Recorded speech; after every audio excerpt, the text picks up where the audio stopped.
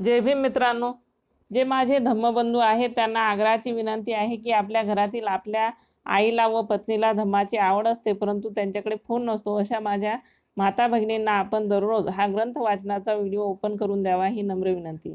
ज्यांना धम्माची आवड आहे पण वाचता येत नाही किंवा वाचता येतं पण ज्यांच्याकडे वेळ नाही, आणि ज्यांना वाचता पण येतं आणि ज्यांच्याकडे वेळ पण आहे परंतु वाचनाचा कंटाळा येतो, अशांकरता मी चॅनल सुरू केलेले आहे. तरी आपण सर्वांनी घरी राहून आपली कामं करता करता किंवा ध्यान साधनेसारखं बसून व डोळे मिटून शांतपणे दररोज सदर ग्रंथाचे श्रवण करावे ही विनंती. सदर वाचन जर आपणास आवडत असेल आणि आपण बाबांची खरी लेकरं असाल तर चॅनलला लाईक, सबस्क्राईब आणि शेअर करण्यास विसरू नये. तसेच बेल आयकॉन दाबण्यास सुद्धा विसरू नये. संपूर्ण विश्वाला शांतीचा, ममतेचा संदेश देणारे महाकारुणिक तथागत भगवान गौतम बुद्ध, भारतीय राज्यघटनेचे शिल्पकार, विश्वरत्न परमपूज्य बोधिसत्व डॉक्टर बाबासाहेब आंबेडकर, माता रमाई, माता भीमाई, माता महामाया, माता यशोधरा यासह संपूर्ण महामानवांना मी त्रिवार अभिवादन करते. मी विशाखा सावंत. मी माझ्या अरुणोदय या यूट्यूब चॅनलच्या माध्यमातून ऑडिओ क्लिपच्या स्वरूपात डॉक्टर बाबासाहेब आंबेडकर लिखित बुद्ध आणि त्यांचा धम्म या ग्रंथाचे संपूर्ण पठण व विश्लेषण करीत आहे. तरी सर्व धम्मप्रेमी, ज्ञान पिपासू, विचारवंत, उपासक, उपासिका व सर्व बंधू भगिनी यांनी समस्त मानवजातीला कल्याण दाखवणाऱ्या सदर ग्रंथाचे आपापल्या घरी सुरक्षित राहूनच श्रवण करावे ही नम्र विनंती.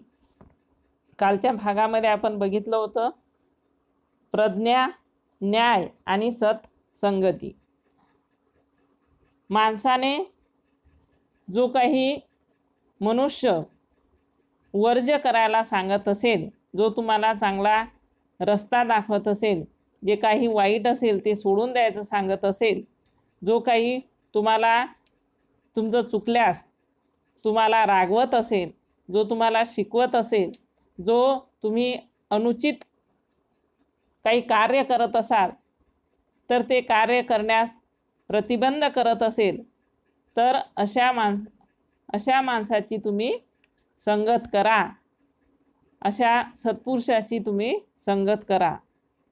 आणि जोपर्यंत पापी माणसाचा घडा भरत नाही, तो पापाचा घडा भरत नाही, किंवा जोपर्यंत त्याचे पाप हे परिपक्व होत नाही तोपर्यंत त्या मूर्ख माणसाला ते पाप हे मधासारखे गोड वाटत राहते. आणि एकदा का त्याचे पाप परिपक्व झाले की त्याला त्याचे दुःख हे भोगावेच लागते. जो मनुष्य अधिक बोलणारा असेल, तो वर्णाने सुंदर असेल, किंवा जो मनुष्य त्याचे केस पिकलेले असतील, म्हणून असे मनुष्य काही सन्मानास पात्र ठरत नाही, किंवा असे मनुष्य काही विद्वान आहे असे आपण समजू नये. जो मनुष्य सत्यवान आहे, सद्गुणी आहे, त्याच्यामध्ये करुणा आहे, तो संयमी आहे, नेमस्त आहे, अशाच माणसाला आपण वृद्ध समजावे, शहाणा समजावे. जर माणसाला कोणी दूरदर्शी आणि शहाणा, संयमी सहचारी जर भेटला असेल तर त्याचा सहवास आपण करावा. आणि जर असा संयमी आणि शहाणा, दूरदृष्टी असलेला माणूस जर आपल्याला जीवनामध्ये, जीवनपथामध्ये भेटला नाही तर आपण एकट्यानेच मार्ग आक्रमावा, एकट्यानेच चालत राहावे, एकट्यानेच ते आपलं जे जीवन आहे ते जगत राहावे, परंतु मूर्ख माणसाची संगत करू नये. जेव्हा बुद्धिमान माणूस प्रमादाला अप्रमादाने डांबून टाकतो तेव्हाच प्रज्ञेच्या शिखरावर तो जाऊन पोहोचतो. नंतर आपण बघितलं 8, मनाची जागरूकता आणि एकाग्रता. मन हे जागरूक असलं पाहिजे. सम्यक स्मृती, सम्यक दृष्टी आणि सम्यक स्मृती. आपण बघितलं की आपली दृष्टी ही सम्यक असली पाहिजे. आपण नेहमी चांगलेच विचार केले पाहिजे, दुसऱ्यांविषयी चांगलेच समज ठेवले पाहिजे, गैरसमज करून घेऊ नये, आणि आपले चित्त हे स्थिर ठेवले पाहिजे. आपल्या चित्तामध्ये नेहमी जो काही दुर्विचार येत राहतील ते दुर्विचारांना दूर लोटलं पाहिजे आणि आपल्या चित्ताचे आपण राखण केले पाहिजे. म्हणून एक द्वेष्टा दुसऱ्या द्वेष्ट्याचे जितके नुकसान करत नाही किंवा एक शत्रू एक दुसऱ्या शत्रूचे जेवढे नुकसान करत नाही तेवढे नुकसान वाईट मार्गाकडे वळलेले माणसाचे मन करत असते. म्हणून मनाला सतत जागरूक ठेवा आणि चित्ताचे सतत राखण करा. त्या चित्तामध्ये वाईट विचार येऊ देऊ नका. नंतर आपण बघितलं जागरूकता, अप्रमाद आणि वीर्य. अप्रमादी प्रमादास जिंकतो आणि प्रमादी लोकांमध्ये अप्रमादी निद्रिस्तांमध्ये म्हणजे जे झोपलेले लोक आहे त्या झोपलेल्या लोकांमध्ये जागृत अशा प्रकारे त्या सर्व लोकांना मागे टाकून जातो, जसा उमदा घोडा दुर्बल घोड्याला मागे टाकून जातो. वीर्य म्हणजे आपला जो हेतू आहे त्या हेतूपासून जराही विचलित न होता, थोडेसुद्धा विचलित न होता जो काही आपला उद्देश असेल त्या उद्देशाला स्पष्टपणे आणि निग्रहाने त्याला धरून राहणे आणि तो उद्देश पूर्ण होईपर्यंत निग्रहाने त्याच उद्देशासाठी काम करत राहणे. नंतर आपण बघितलं सुख, दुःख, दान आणि दया. वैरी लोकांच्या मध्ये राहूनही अवैरी बना. व्याधिग्रस्त समाजात स्वतःचे आरोग्य चांगले ठेवा. लोभी माणसात निर्लोभी राहा. आणि आरोग्य हा सर्वश्रेष्ठ लाभ आहे. समाधान हे सर्वश्रेष्ठ धन आहे. विश्वास हे सर्वश्रेष्ठ नाते आहे. आणि निर्वाण हे सर्वश्रेष्ठ सुख आहे. आज आपण बघणार आहोत सम्यक मार्गाचे अनुसरण. सम्यक मार्ग निवडावा आणि त्यापासून विचलित होऊ नका. मार्ग विपुल आहेत परंतु सर्वच काही सन्मार्गाकडे जात नाही. सन्मार्ग हा केवळ थोडक्यांच्या सुखासाठी नाही तर तो सर्वांच्याच सुखासाठी आहे. सन्मार्ग जो आहे तो सर्वांच्या सुखासाठी आहे, केवळ थोडक्यांच्या सुखासाठी तो नाही. म्हणून सन्मार्गाकडे जात रहा. आणि सन्मार्ग हे विपुल प्रमाणात आहे, मोठ्या प्रमाणात आहे. तो प्रारंभी, मध्ये आणि शेवटीही कल्याणप्रद असला पाहिजे. सन्मार्गाचे अनुसरण म्हणजे बौद्ध जीवनमार्गाचे अनुसरण होय. आर्य अष्टांगिक मार्ग हा श्रेष्ठतम मार्ग आहे. सर्वश्रेष्ठ सत्य 4 आर्य सत्य आहेत. सर्वश्रेष्ठ धर्म विराग आहे. सर्वश्रेष्ठ पुरुष तो होय जो चक्षुमान बुद्ध आहे. सर्वश्रेष्ठ पुरुष तो आहे तो चारही बाजूने पाहतो, म्हणजे सर्व बाजूंनी तो बुद्धिमान आहे, अशाला बुद्ध असे म्हणतात. आर्य अष्टांगिक मार्ग हा प्रज्ञाशुद्धीचा एकमेव मार्ग आहे, दुसरा मार्गच नाही. म्हणून तुम्ही आर्य अष्टांगिक मार्गानेच जा. जर तुम्ही या मार्गाने जाल तर तुम्ही दुःखाचा अंत करू शकाल. दुःखरूपी कंटकाला कसे काढून टाकता येईल हे ज्ञान प्राप्त केल्यावर मी या मार्गाचा उपदेश केला आहे. तथागत हे केवळ पथदर्शक आहेत, मार्ग दाखवणारे आहेत. स्व उन्नतीचा प्रयत्न ज्याचा त्याने स्वतःच करावायचा असतो. तथागत म्हणत होते की मी मार्गदाता आहे, मी मोक्षदाता नाही, मी मुक्तिदाता नाही. मी सांगेल त्या मार्गाने जर तुम्ही अनुसरण केलं, त्या मार्गाचे जर तुम्ही अनुसरण केले तर तुम्ही निश्चितच मुक्तीकडे जाल आणि तुम्हाला मोक्ष मिळेल. म्हणून स्वउन्नतीचा प्रयत्न हा ज्याचा त्याने स्वतःच करायचा असतो. सृष्टीतील सर्व पदार्थ हे अनित्य म्हणजे विनाशधीन आहेत. सृष्टीतील सर्व पदार्थ हे विनाशधीन आहेत. हे जो प्रज्ञाचक्षुने ओळखतो, आपल्या बुद्धिमत्तेच्या दृष्टीने जो मनुष्य ओळखतो, त्याला दुःख विचलित करू शकत नाही, तो दुःखाचा अंत करू शकतो. सर्व धर्म अनात्म आहेत. जो हे प्रज्ञाचक्षुने ओळखतो, त्याला दुःख स्पर्श करीत नाही, त्याला त्यापासून मुक्ती मिळते. जेव्हा उत्साहपूर्वक कार्य करायला पाहिजे तेव्हा जो उत्साहपूर्वक कार्य करीत नाही, जो तरुण आणि बळकट असूनही आळसाच्या आहारी गेलेला असतो, ज्याची इच्छाशक्ती आणि संकल्प दृढ म्हणजे निश्चित उद्दिष्ट त्यांचे नसतात, त्या आळशी मनुष्याला कधीही सम्यक ज्ञान, सम्यक स्मृती प्राप्त होत नाही. वाणीविषयी सावध असणे, विचारावर संयम राखणे तथा कायेने कोणतेही पाप न करणे म्हणजे हे काया, वाचा आणि मनसा आचरावयाचे 3 मार्ग हे निर्मळ ठेवल्यास प्रज्ञावंतांनी निर्देशिलेल्या मार्गाने माणसाला जाता येते.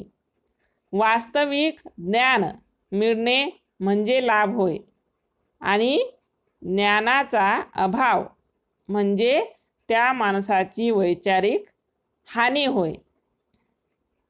दोन्ही मार्ग ओळखून माणसाने असा व्यवहार करावा की ज्यामुळे आपल्या ज्ञानामध्ये वाढ होईल. स्वतःच्याच हाताने शरद ऋतूतील कमळाप्रमाणे माणसाने आत्मप्रीती खुडून काढावी. शांतीचा मार्ग जवळ करावा. सुगताने भगवान बुद्धांनी निर्वाणाचा हाच मार्ग सांगितलेला आहे.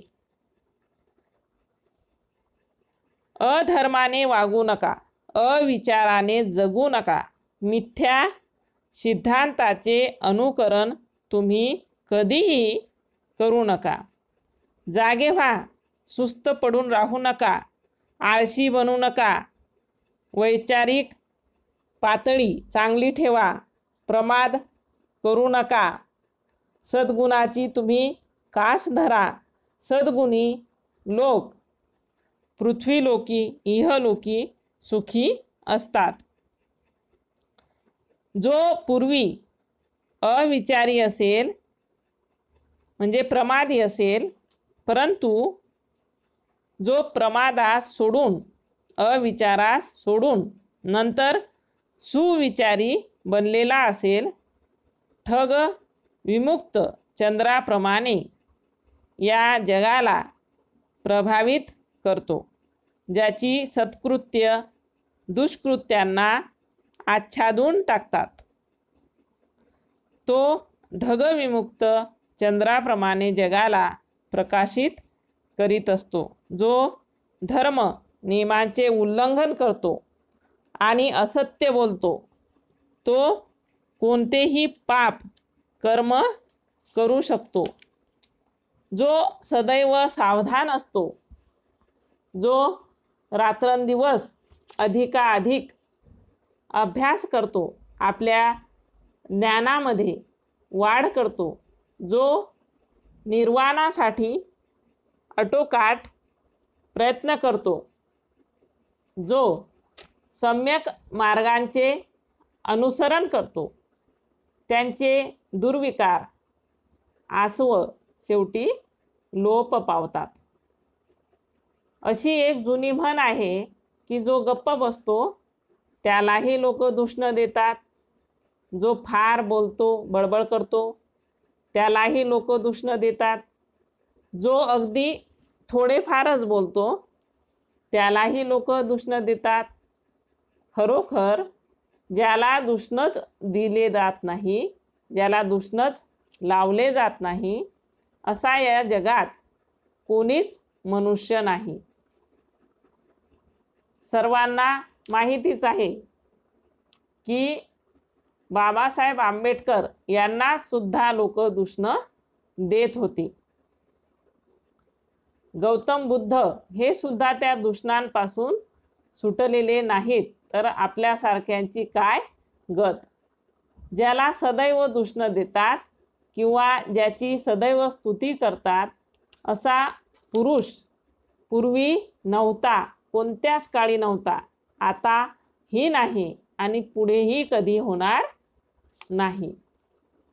वाणीच्या क्रोधापासून सावध राहा. जिभेवर नेहमी करता संयम ठेवा. मानसिक क्रोधापासून तुम्ही सावधान राहा आणि आपल्या मनावर सुद्धा जसा जिभेवर संयम ठेवता तसा मनावर सुद्धा संयम ठेवा. अप्रमाद हा निर्वाणाचा अमृत मार्ग आहे, म्हणून सुविचार करा आणि सम्यक मार्गाचा अवलंब करा. प्रमाद हा मृत्यूचा मार्ग आहे, म्हणून अविचारी बनू नका. जे अप्रमादी असतात ते अमर असतात, जे सुविचार करतात ते अमर असतात आणि जे प्रमादी असतात, जे अविचारी आहेत ते मृतवतच आहेत असे समजावे. 13 सधम्मासोबत अधम्माला मिसळू नका. जे खोट्याला खरे आणि खऱ्याला खोटे समजतात असे मिथ्या दृष्टी कधीही सत्यापर्यंत पोहोचू शकत नाही. जे लोक खऱ्याला खोटे आणि खोट्याला खरे समजतात असे मिथ्या दृष्टी कधीही सत्यापर्यंत पोहोचू शकत नाही. जे सत्याला सत्य आणि असत्याला असत्य म्हणून ओळखतात अशा सम्यक दृष्टींना सत्याचा लाभ होत असतो. घर नीट साकारलेले नसेल तर ज्याप्रमाणे त्यामध्ये पावसाचे पाणी शिरू लागते त्याचप्रमाणे साधनारहित मनामध्ये तृष्णा उत्पन्न होतात, तृष्णा प्रवेश करतात. घर जर नीट साकारलेले असेल तर त्यामध्ये पावसाचे पाणी शिरू शकत नाही आणि त्याचप्रमाणे साधनायुक्त मनामध्ये तृष्णा प्रवेश करू शकत नाही. म्हणून उठा, प्रमादी राहू नका, आळशी बनू नका, अविचारी बनू नका. धम्माच्या मार्गाने चला. जो सन्मार्ग जातो तो इहलोकी आणि इतर सर्व लोकी परलोकी सुद्धा तो मनुष्य सुखी होतो. सन्मार्गाचा अवलंब करा, कुमार्गाचा अवलंब करू नका. सन्मार्गाने जाणारे इहलोकी पृथ्वीलोकी आणि इतर सर्व लोकी सुद्धा सुखी होतात. भाग 4 भगवान बुद्धांची प्रवचने. गृहस्थांसाठी प्रवचने. सुखी गृहस्थ. एक सुखी गृहस्थ. एकदा अनाथपिंडक भगवंताकडे आला आणि त्यांना अभिवादन करून जवळच्या आसनावर बसला. गृहस्थ कसा सुखी राहू शकतो हे जाणण्याची अनाथपिंडकाला उत्सुकता लागली होती. म्हणून अनाथपिंडकाने गृहस्थांच्या सुखाचे रहस्य सांगण्याची भगवंतांना विनंती केली. भगवंत म्हणाले, गृहस्थाने प्रथम सुख संपत्तीचा मालक होण्यात असते. प्रथम सुख हे संपत्तीचा मालक होण्यात असते. सद्गृहस्थाजवळ विपुल असे धन, विपुल अशी संपत्ती असली पाहिजे. त्याने ते न्यायाने, भलेपणाने, चांगले वागून, चांगले सत्कार्य करून, चांगला उद्योग करून, चांगलं शरीर सामर्थ्याने आणि निढळाच्या घामाने कमावलेली ती संपत्ती असली पाहिजे, ते धन असले पाहिजे. मी हे धन न्यायाने मिळवलेले आहे या विचाराने त्या सद्गृहस्थाला सुख लाभते. दुसरे सुख, संपत्तीच्या उपभोगाचे सद्गृहस्थाजवळ धन असते. त्याने न्यायाने, भलेपणाने, चांगल्या कर्माने, चांगल्या उद्योगाने, शरीर सामर्थ्याने, निढळाच्या घामाने ते कमावलेले असले पाहिजे. त्या धनाचा तो उपभोग घेतो आणि पुण्य कर्म जर करतो, न्यायाने मिळवलेल्या माझ्या धनाच्या जोरावर मी पुण्य कर्म करीत आहे या विचारानेच त्याला सुख लाभते आणि आनंद प्राप्त होतो. तिसरे सुख म्हणजे ऋणग्रस्त न होण्याचे होय. सद्गृहस्थ कोणाचेही लहान किंवा मोठे कर्ज लागत नाही, यामुळे तो सुखी असतो. कोणाचेही लहान किंवा मोठे कर्ज देणे लागत नाही म्हणून तो सुखी असतो. मी कोणाचेही कमी किंवा जास्त कर्ज देणे लागत नाही या विचाराने तो सुखी असतो, तो प्रसन्न असतो. चौथं सुख निर्दोषतेचे, दोष रहित असण्याचे सुख असते. काया, वाचा आणि मन निर्दोष कृत्य जर करीत राहिल्याने सद्गृहस्था हा सुखी राहतो आणि त्याला शांत झोप लागते. अनाथपिंडक जर गृहस्थ प्रयत्न करील तर खरोखर ह्या चारही प्रकारचे सुख त्या गृहस्थाला प्राप्त होऊ शकते. 2 पुत्रापेक्षा कन्या बरी असू शकते. एकदा भगवान श्रावस्ती येथे राहत असता कोशल राजा प्रसेनजित त्यांना भेटण्यासाठी आला. राजा भगवंताशी संभाषण करीत असताना राजवाड्यातून एक दूत आला आणि राजापाशी जाऊन त्याची राणी मल्लिका प्रसूत होऊन तिला कन्यारत्न झाल्याचे वृत्त त्याने राजाला कथन केले. हे वृत्त ऐकून राजा अतिशय खिन्न झाला, उदास झाला. भगवंतांनी राजाला त्याच्या खिन्नतेचे कारण विचारले. राजाने सांगितले की राणी मल्लिका ही प्रसूत होऊन तिला कन्या झाल्याची दुःखद बातमी त्याला नुकतीच कळाली आहे. यावर भगवंत त्यांना म्हणाले, हे राजा, कन्या ही पुत्रापेक्षाही अधिक श्रेष्ठ निपजण्याचा संभव आहे. ती सुज्ञ आणि सद्गुणी कन्या, पत्नी आणि माता अशा त्रिविध भूमिका करणारी असू शकेल, म्हणून आदरास पात्र होऊ शकेल. सुयोग्य पुत्री म्हणून स्वतःच्या मातापित्यांच्या आदरास पात्र होऊ शकेल. तिला जो पुत्र होईल तो पराक्रमी कृत्य करणारा मोठ्या राजाचा शासक होऊ शकेल. खरोखर अशा थोर पत्नीचा मुलगा आपल्या देशाचा मार्गदाता होऊ शकेल आणि या जनपदाचा शासनकर्ता तो होऊ शकेल. तीन पती आणि पत्नी. एकदा भगवंत मथुरा आणि निरंजना यांच्यामधील महामार्गाने चालले होते. या रस्त्याने तथागतासह पुष्कळ गृहस्थ आणि त्यांच्या स्त्रिया देखील चालत होत्या. तेव्हा भगवंतांनी रस्ता ओलांडून एका झाडाखाली आसन ग्रहण केले. गृहस्थ आणि त्यांच्या स्त्रियांनी त्यांना अशा रीतीने स्थानापन्न झाल्याचे पाहिले. ते सर्व भगवंतांजवळ आले.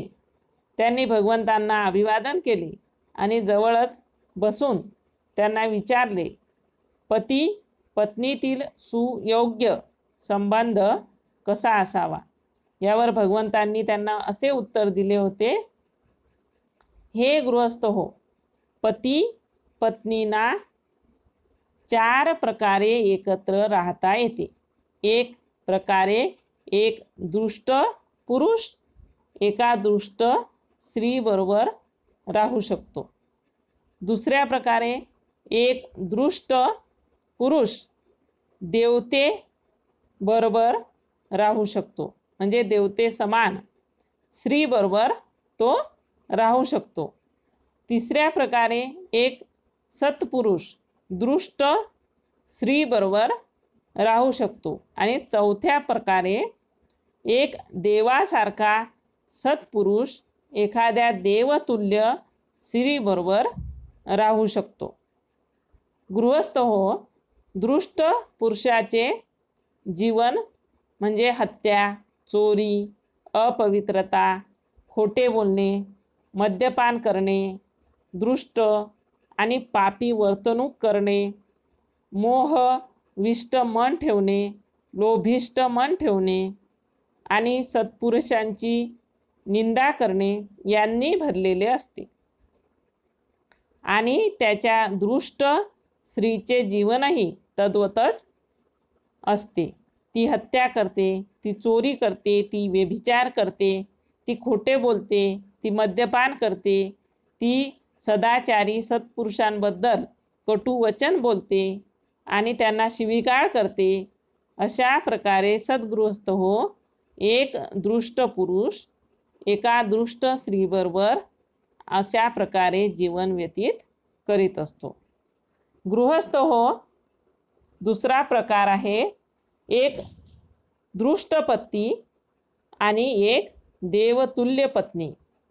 यांच्या जीवनात पती आधी सांगितल्याप्रमाणे दृष्ट वर्तन करीत असतो, म्हणजे तो चोरी करतो, तो हत्या करतो, तो व्यभिचार करतो, तो खोटे बोलतो, तो मद्यपान करतो, तो सदाचारी चांगल्या लोकांबद्दल कटू वचन बोलतो.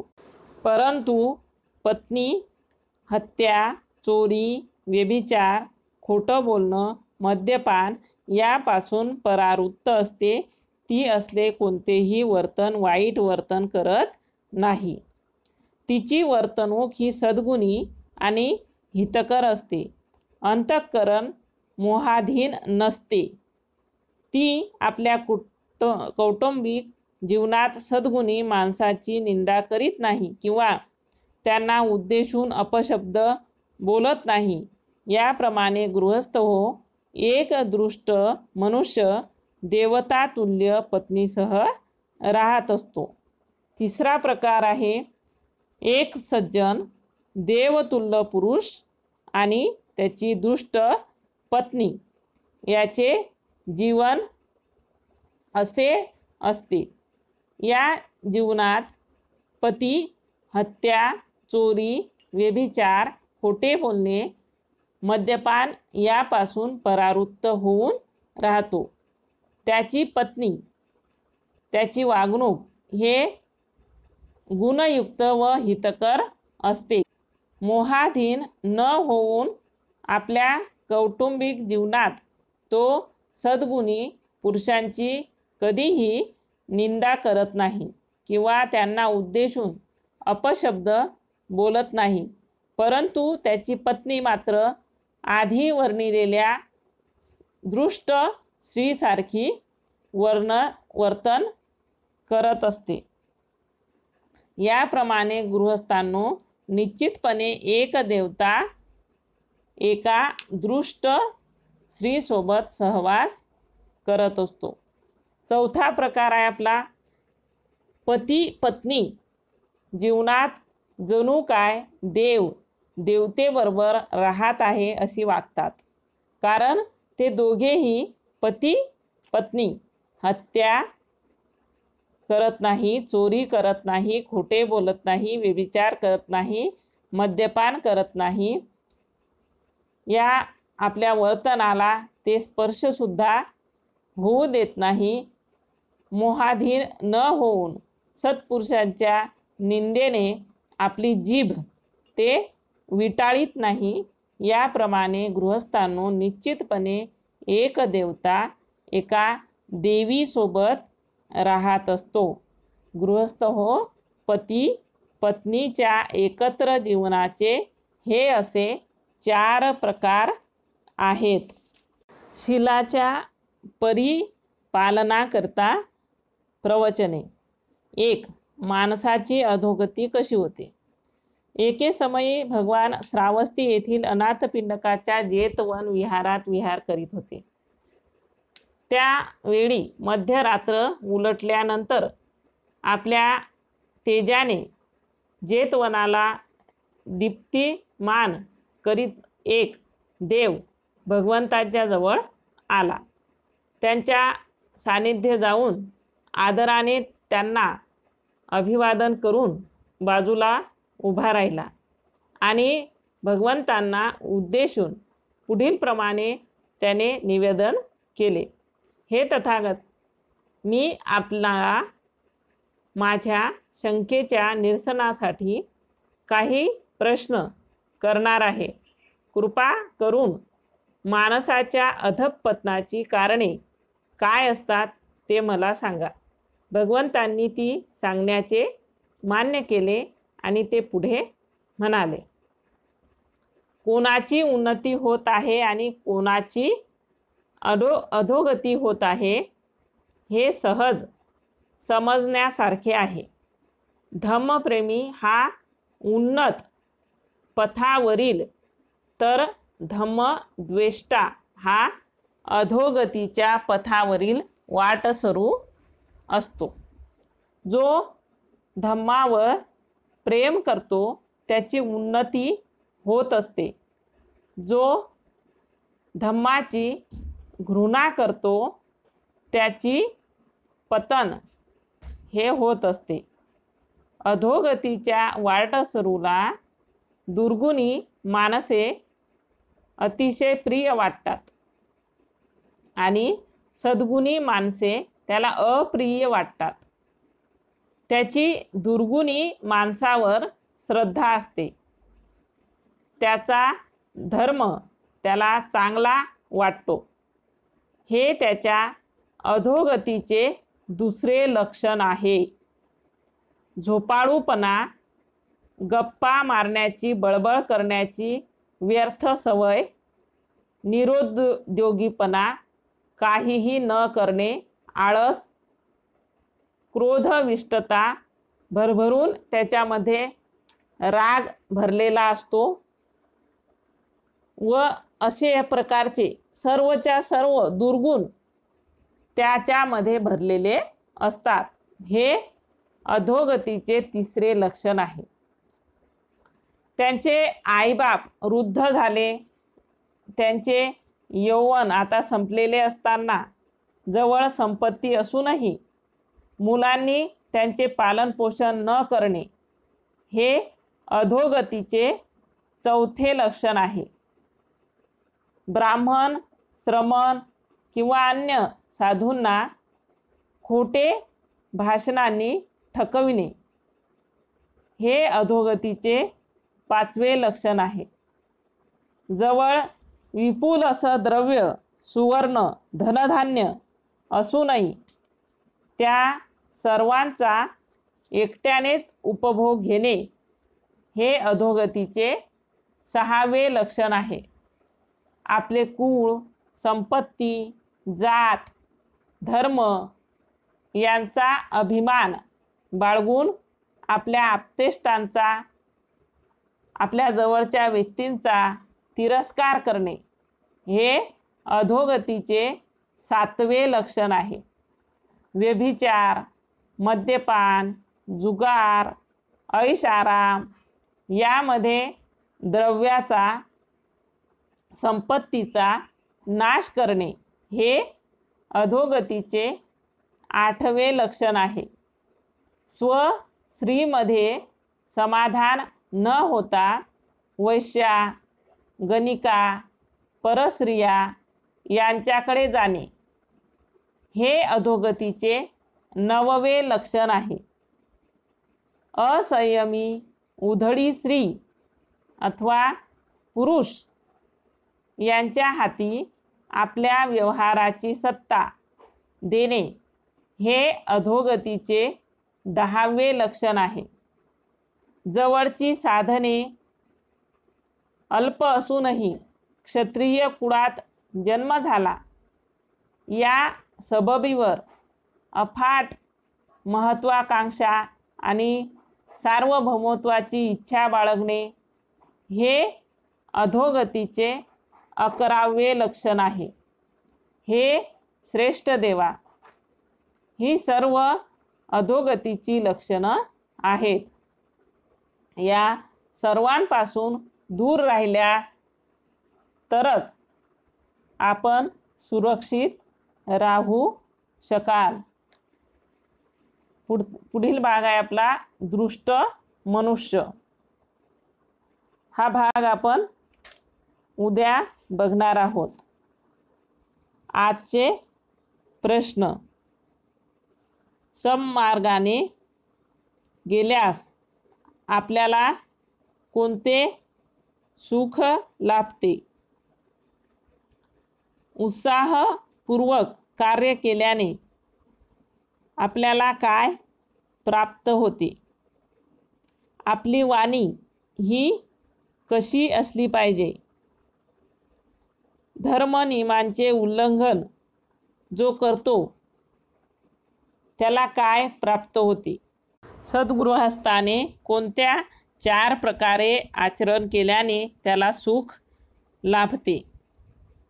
पुत्रापेक्षा कन्या कशा प्रकारे बरी किंवा चांगली असू शकते? पती आणि पत्नी यांचे 4 प्रकार सांगा. माणसाच्या अधोगतीची कारणे किती आहेत आणि ती कोणकोणती? आजचे प्रश्न एवढेच. जय भीम, जय बुद्ध, जय भारत.